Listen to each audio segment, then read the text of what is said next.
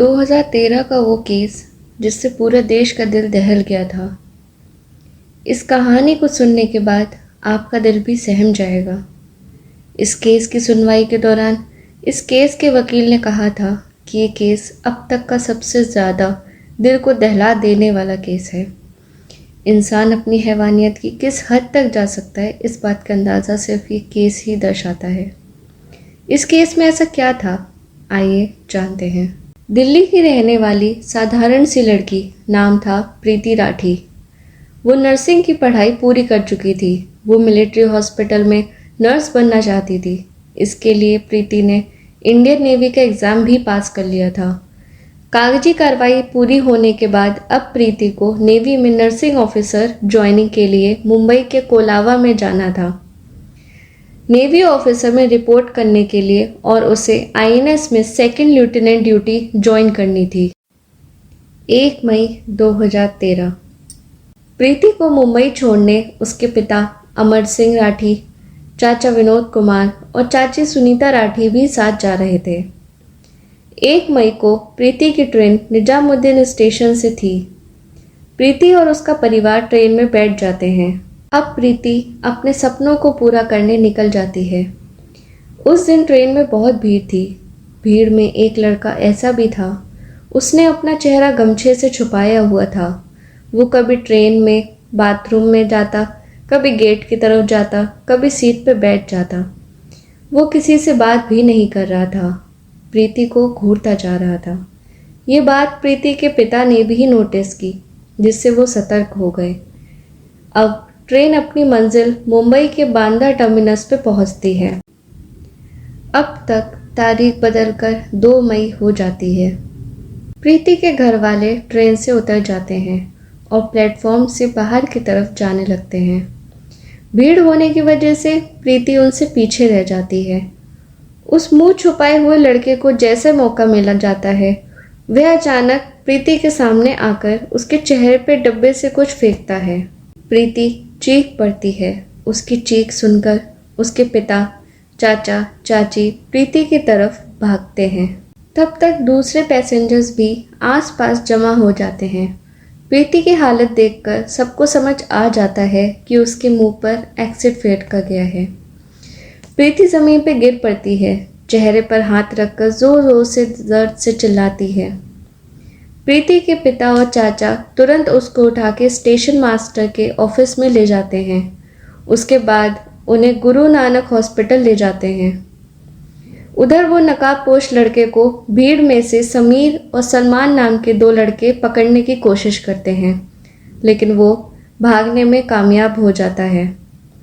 उधर प्रीति की हालत बिगड़ती जा रही थी। गुरु नानक हॉस्पिटल में बर्न वार्ड ना होने की वजह से उसे बाबा हॉस्पिटल रेफर किया जाता है। इधर पुलिस अपनी इन्वेस्टिगेशन शुरू कर देती है। हॉस्पिटल में बर्न यूनिट नहीं था, इसलिए प्रीति को हॉस्पिटल से मसीना हॉस्पिटल ले जाया जाता है। मसीना हॉस्पिटल में प्रीति का इलाज होने लगता है। पुलिस प्रीति का बयान लेने के लिए हॉस्पिटल पहुंचती है, लेकिन प्रीति का चेहरा पूरा जल चुका था। उसकी आवाज़ भी जा चुकी थी। प्रीति इतनी दर्द में थी कि कुछ बोल भी नहीं पा रही थी। प्रीति की सीधी आंख भी जा चुकी थी। इतनी मुश्किलों के बाद भी प्रीति हार नहीं मानी थी। जब वो बोल नहीं पाई तो उसने एक पेपर के लिए इशारा किया। वो पेपर पर लिखकर बात करती है।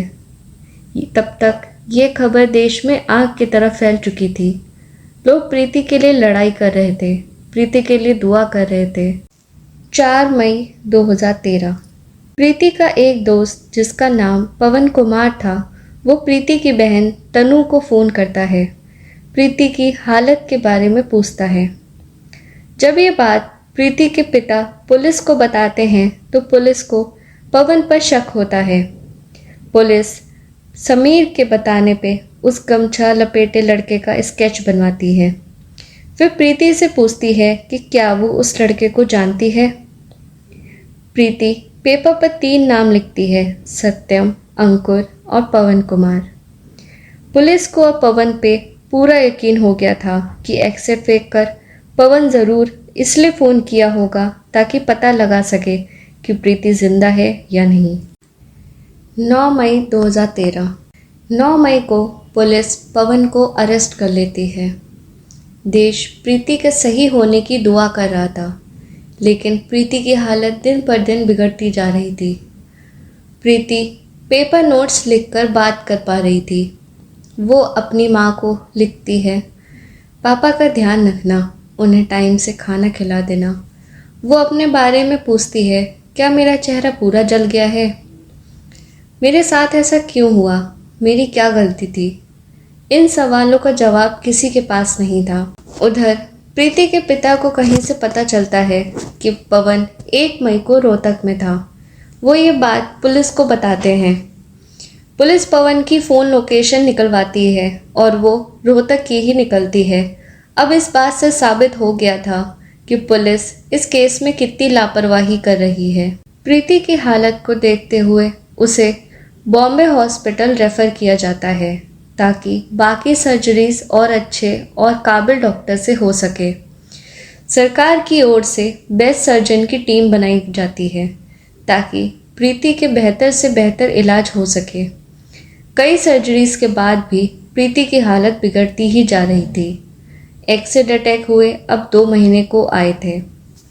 प्रीति अब भी जिंदगी की लड़ाई लड़ रही थी, लेकिन अचानक 1 जून 2013 को प्रीति जिंदगी की लड़ाई हार जाती है और इस दुनिया को अलविदा कहती है। देश दर्द और गुस्से में था। अब प्रीति के अंतिम संस्कार के लिए उसे दिल्ली लाया जाता है, लेकिन प्रीति के घर वाले सीबीआई जांच की मांग करते हुए प्रीति का अंतिम संस्कार करने से मना कर देते हैं। जब सरकार की ओर से आश्वासन मिलने पर प्रीति का राजकीय सम्मान से अंतिम संस्कार होता है। पवन के खिलाफ सबूत न मिलने के कारण उसे छोड़ देते हैं। प्रीति के पिता कोर्ट में रिट पिटीशन फाइल करते हुए सीबीआई जांच की मांग करते हैं। कोर्ट उनकी बात मानते हुए सीबीआई इन्वेस्टिगेशन की मंजूरी मिल जाती है। सीबीआई की टीम अब प्रीति के फैमिली, रिश्तेदार और आस पड़ोस से पूछताछ शुरू कर देती है। सीबीआई को कहीं से पता चलता है कि पास के रहने वाले एक अंकुर नाम के शख्स प्रीति को एक तरफा चाहता था, लेकिन प्रीति ने उसे साफ मना कर दिया था।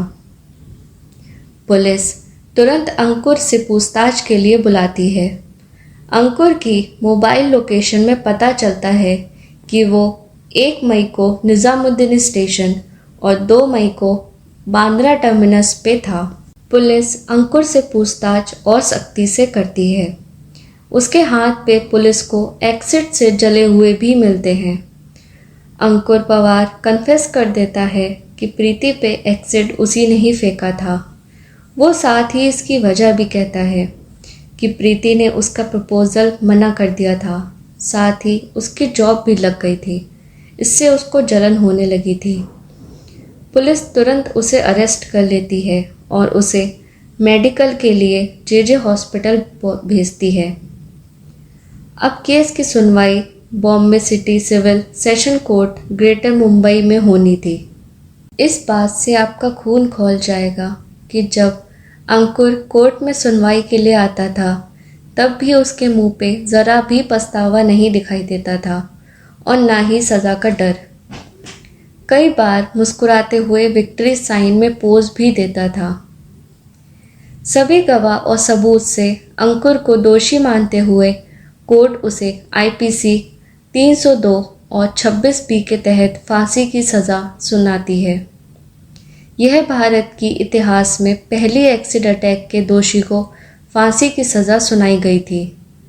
जज ने फैसला सुनाते हुए ये टिप्पणी की थी कि इस एसिड अटैक की वजह से प्रीति का चेहरा इतनी बुरी तरह से जल चुका था कि अगर प्रीति ने अपना चेहरा देख लिया होता तो शायद वो उसी दिन मर जाती।